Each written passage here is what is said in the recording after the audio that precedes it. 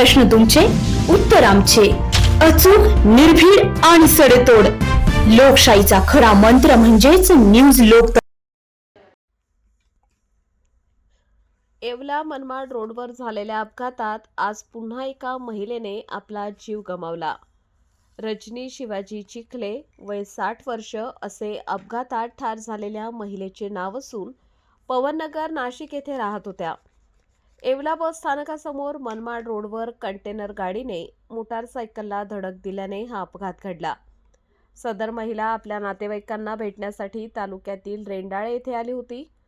आज दुपारी नाशिक येथे परतत असताना आतेभाऊ सोमनाथ रेवजी बुटे त्यांना मोटारसायकलवरून येवला बस स्थानकावर सोडण्यासाठी येत असताना हा अपघात घडला. पायावरून गाडीची चाक गेल्याने डाव्या पायाचा अक्षरशः चुरा झाला होता. प्राथमिक उपचारानंतर नाशिक येथे घेऊन जात असताना सदर जखमी महिलेचा मृत्यू झालाय. रक्तस्राव अधिक झाल्याने रजनी चिखले यांचा मृत्यू झाल्याचा अंदाज व्यक्त करण्यात येतोय.